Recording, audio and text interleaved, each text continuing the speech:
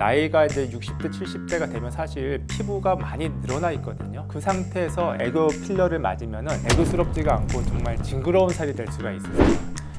안녕하세요. 25년차 성형외과 전문의 이철용입니다. 자, 오늘은 여러분들과 함께 어머님들이 가장 궁금해하시는 수술이 뭐가 있을까, 또 그 어머님들한테 어떤 수술을 권해드리는 게 좋고 어떤 수술은 말리는 게 좋을까, 이런 내용에 대해서 한번 얘기해 볼까 하는데요. 저도 저희 어머님이랑 이모님들이, 제가 이제 성형외과 의사다 보니까는 많이 물어보세요. 이 수술은 어떠냐, 저 수술은 어떠냐, 이거 하고 싶다, 저거 하고 싶다 말씀들을 많이 하시는데 그걸 다 권해드릴 수는 없거든요. 그래서 정말 딱 필요한 수술, 진짜 그분들한테 딱 맞는 수술이 뭔지, 또 해서는 안 되는 수술이 뭔지에 대해서 오늘 좀 얘기 좀 해볼까 합니다.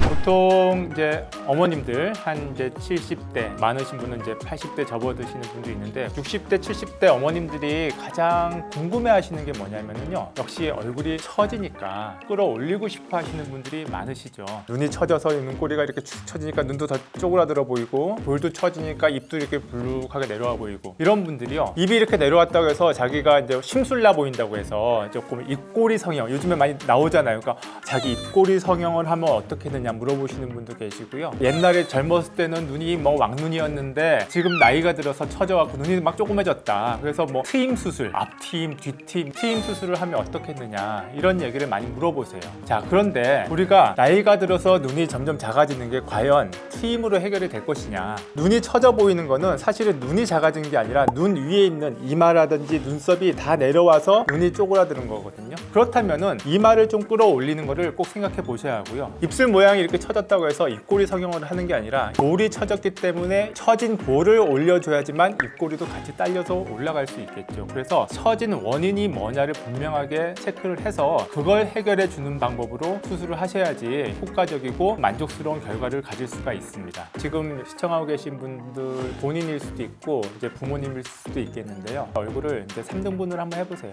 그 상부와 중간 부분, 그다음에 아랫 부분. 과연 저희 어머님은 어느 부분 때문에 더 나이가 들어 보이고 인상이 더 어두워 보일까, 이제 이걸 체크하셔서요. 얼굴의 상부 부분을 많이 좀 내려오신 분들은 이제 이마 거상술을 좀 많이 권해드리고요. 얼굴의 중간 부분이 많이 좀 처져서 다크서클이 심하시고 눈 밑도 불룩하고 팔자주름도 심하게 생기신 분들은 하안검이나 얼굴의 중안면부를 좀 올려주는 수술을 좀 권해드리고 싶고요. 얼굴의 하관 부분, 턱 라인이라든지, 또 목주름 많이 싫어하시잖아요. 연예인들도 제일 많이 신경 쓰이는 게 이 볼 처진 거, 이거 가장 싫어하시거든요. 이게 처지면은 그때부터 이제 나이가 들어 보이는 거기 때문에 하관 쪽을 좀 당겨주는 쪽으로 생각하시는 게 좋을 것 같아요. 그리고 가끔 보면은요, 어머님들 수술은 좀 무서워하시는 경우가 있어가지고 눈 밑에 이제 다크서클 쭈글쭈글해지고 눈 밑에 이제 잔주름 심해지시니까 눈 밑 애교살을 좀 맞으면 어떠냐라고 물어보시는 분도 있는데요. 나이가 이제 60대, 70대가 되면 사실 피부가 많이 늘어나 있거든요. 그 상태에서 애교 필러를 맞으면은 애교스럽지가 않고 정말 징그러운 살이 될 수가 있으세요. 애교살은 얇아야 애교살이지 두꺼우면 징그러운 살이 됩니다. 그러니까는 애교 필러는 좀 선택하실 때 정말 이게 필요한지, 나한테 괜찮은지를 잘 생각해서 선택하셨으면 좋겠어요. 그러면 이런 분들은 애교 필러를 안 하면 어떤 걸 하면 좋을까요?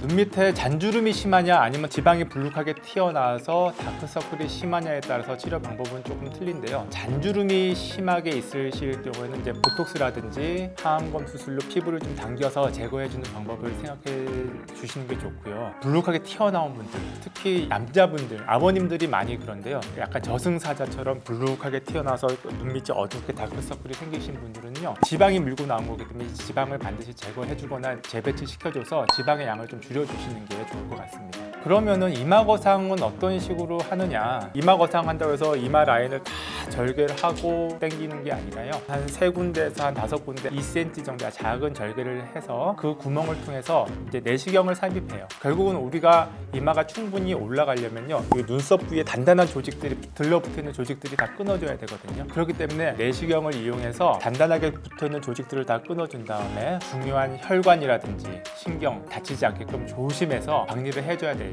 박리가 충분하게 되지 않으면 당겨 올려놔도 금방 다시 원상복귀가 되기 때문에 충분한 박리를 해서 당겨 올려준 다음에 고정을 해주는 거죠. 뼈에다가 내시경을 이용한 대한 이마 거상술은 회복 기간도 거의 없으시고요. 요즘에는 그렇게 출혈이 많이 없기 때문에 부담 없이 하실 수 있는 수술이라고 생각합니다. 요즘엔 젊은 사람들도 거상술에 대해서 많은 관심을 가져서요. 진짜 30대만 돼도 여성분들이 내 얼굴이 처지기 시작한다라고 느껴서 거상, 리프팅에 대해서 많은 관심을 가지고 있죠. 요즘에 또 많이 하는 게 효과도 어느 정도 기대하면서 수술에 대한 부담도 최대한 낮출 수 있는 방법이 이제 미니 리프팅이라고 해서 수술을 많이 하죠. 미니 리프팅은 거상술의 좀 단점이라고 할 수 있는 절개 범위를 조금 줄이는 거예요. 좀 작게 하는 리프팅이다, 이렇게 이해하시면 될 것 같아요. 아무래도 전체 거상하는 거에 비해서는 박리 범위가 좀 작기 때문에 끌어올리는 효과면에서 조금 떨어질 수는 있는데요. 모든 걸 다 종합해 봤을 때 효과라든지 회복 기간을 다 종합해 봤을 때는 상당히 효과적인 방법이다. 그래서 수술에 대한 부담은 좀 줄여주고 효과도 다른 장비나 이런 거에 비해서는 충분한 효과를 수술 직후에 바로 볼 수 있는 그런 좋은 수술 방법이라고 저는 생각합니다.